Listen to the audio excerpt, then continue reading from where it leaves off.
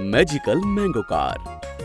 रामनगर में शिवकाशी नाम का एक बहुत बड़ा अमीर आदमी रहता था। उसके पास शिवा नाम का एक ड्राइवर काम करता था।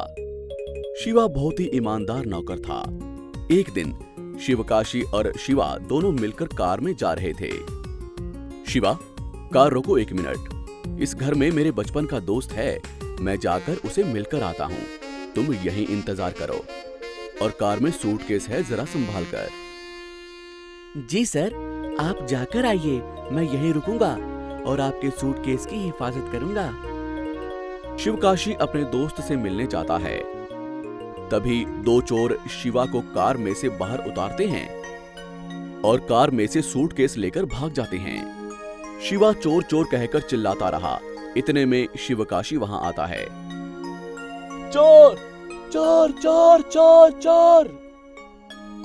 क्या हुआ, क्यों चिल्ला रहे हो? सर 2 चोर सूटकेस लेकर भाग गए हैं सर। तुम जैसे निकम्मे के पास सूटकेस रखकर जाना मेरी बेवकूफी है। मैंने पहले ही तुम्हें सावधान किया था ना, पर तुम्हारी लापरवाही की वजह से ये सब हो गया। अब मैं तुम्हें नौकरी पर नहीं रख सकता, तुम जा सकते हो। ये सुनकर शिवा उदास हो जाता है और वहां से निकल जाता है। शिवा जंगल के रास्ते से निकल रहा था कि तभी उसने एक मुनि को ध्यान करते हुए देखा। शिवा मुनि के पास जाता है और कहता है, मुनिवर प्रणाम, मैंने कोई गलती नहीं की तो मैं क्यों सजा भक्त हूँ? मेरी कमाई पर मेरे परिवार का पालन पोषण होता है, मेरी नौकरी चली गई है। अब मैं कैसे जीऊं और कैसे मेरे परिवार का पालन पोषण करूं? बेटा, परेशान मत हो, तुम बहुत ही ईमानदार हो, इसलिए भगवान तुम्हारे साथ है। ये लो, ये आम अपने पास रखो, तुम्हारी सारी इच्छाएं पूरी हो जाएंगी। शिवा वो आम लेकर घर आता है और उदास होकर सो जाता है। अगले दिन सुबह जब शिवा उठकर देखता है तो वो आम एक मैजिकल मैंगो कार में बदल जाते हैं। ये देख शिवा खुशी से पागल हो जाता है। इस कार को पेट्रोल की जरूरत नहीं थी, ये एक मैजिकल कार थी। ये तेजी से चलती थी। शिवा उस कार में अपने परिवार और दोस्तों को घुमाता था।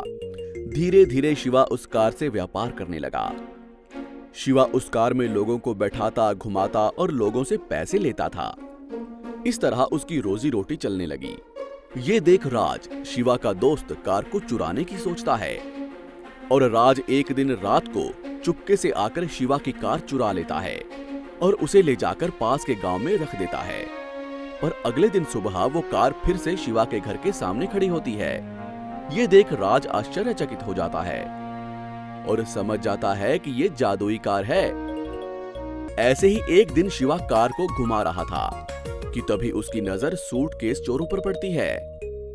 वो कार में जा रहे थे। शिवा अपनी जादुई कार से उनका पीछा करता है और उन्हें पकड़कर उनकी खूब पिटाई करता है। शिवा उनके पास से सूटकेस लेकर शिवकाशी को देता है। शिवकाशी उसकी खूब तारीफ करता है। शिवा अपनी कार लेकर वहां से निकलता है। वो जंगल के रास्ते से जा रहा था। अचानक उसकी कार के सामने एक शेर आ जाता है। शिवा अपनी कार के साथ गायब हो जाता है।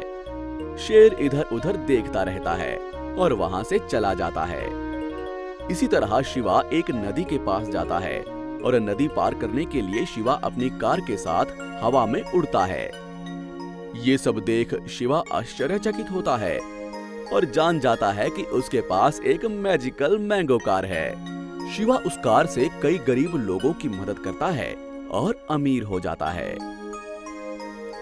दोस्तों, ये कहानी हमें सिखाती है कि जो सच्चे दिल के होते हैं और ईमानदार होते हैं, भगवान भी उनकी सहायता करते हैं।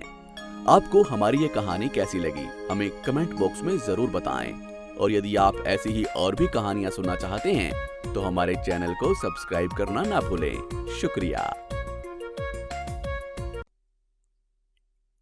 जादुई कंगन। रघुनाथपुर नामक गांव में अनिल और सिमरन नाम के पति पत्नी रहते थे। अनिल का व्यापार में काफी नुकसान होने के कारण वो हमेशा अपनी पत्नी से झगड़ा करता रहता था। अनिल बहुत ही सज्जन व्यक्ति था और वो हमेशा गरीब लोगों की मदद करता रहता था। ये बात अनिल की पत्नी को अच्छी नहीं लगती थी। अनिल के इस व्यवहार के कारण उसकी पत्नी झगड़ा करके घर छोड़कर अपने मायके चली जाती है। अनिल का मन बहुत उदास हो जाता है। इस वजह से उसको नींद भी नहीं आ रही थी और बाहर तेज बारिश होने के कारण वो गहरी सोच में इधर उधर टहलने लगता है। तभी अचानक दरवाजे की घंटी की आवाज सुनाई देती है। अनिल जाकर दरवाजा खोलता है। तभी उसे बाहर एक सुंदर स्त्री खड़ी दिखाई देती। वो स्त्री ऐसी लग रही थी जैसे किसी धनी परिवार की हो। आप कौन हैं? मेरे घर की घंटी क्यों बजाई? मैं कुछ जरूरी काम से इस गांव को आई हूँ। अब मेरा काम खत्म हो गया तो मैं अपने गांव वापस जाने के लिए निकली। तभी यहाँ पर बहुत तेज बारिश शुरू हो गई और जाने के लिए कोई बस भी नहीं है। ठीक है, लेकिन इस समय घर पर तो मेरी पत्नी भी नहीं है। आस पड़ोस वाले देखेंगे तो क्या सोचेंगे?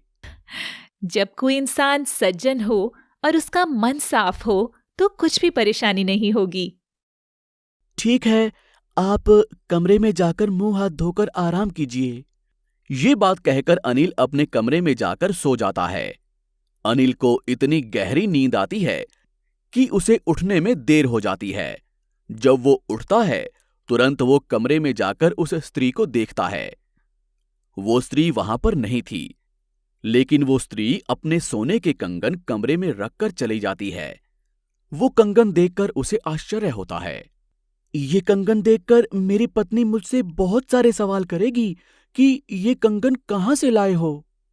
तो मैं उसे क्या जवाब दूंगा? इस तरह सोचते हुए अनिल कंगन अलमारी में छुपा देता है, परंतु मन ही मन में अनिल सोचने लगता है, जो मेरे घर आई थी वो स्त्री कौन है? आखिर क्यों आई होगी वो मेरे घर में?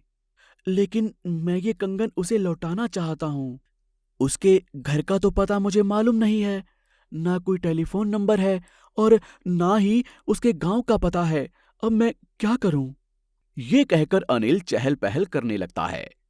तभी अचानक उसे मेज पर एक चिट्ठी दिखाई देती है। वो चिट्ठी खोलकर पढ़ता है। तभी उसमें ये लिखा हुआ होता है कि आपने मुझे रहने के लिए आश्रय दिया, मेरी मदद की, इसलिए मैं ये कंगन छोड़ के जा रही हूँ। मैंने रात में उस कमरे में आपकी डायरी पढ़ी। मुझे पता है दूसरों की निजी डायरी पढ़ना गलत है। मुझे माफ कीजिए। उस डायरी में मैंने पढ़ा था कि आपकी पत्नी को सोने के कंगन बहुत पसंद है, इसलिए मैं इस कंगन को छोड़कर जा रही हूँ। उस चिट्ठी में इस तरह से लिखा हुआ था। वो चिट्ठी पढ़कर अनिल बहुत खुश हो जाता है। अनिल की पत्नी सिमरन घर आ जाती है। तब वो कंगन निकालकर पत्नी से कहता है, ये कंगन मैं तुम्हारे लिए खरीद कर लाया हूँ, तुम इस कंगन को पहन लो। उसकी पत्नी खुश होकर उस कंगन को हाथ में पहनती है। उस दिन से उनके घर की सारी परेशानियां दूर हो जाती हैं। अनिल मन में सोचता है, काश मेरे पास एक बड़ा सा घर और कार होती तो कितना अच्छा होता। वो ऐसा सोचने लगता है। अगले ही दिन उसका छोटा सा घर एक सुंदर भवन में परिवर्तित हो जाता है और एक सुंदर सी कार भी उसके घर के सामने खड़ी हो जाती है। ये सब देखकर अनिल आश्चर्यचकित हो जाता है। जैसा हमने सोचा वैसा ही हमें मिल गया। ये सोचकर अनिल और सिमरन अपना जीवन सुखपूर्वक बिताने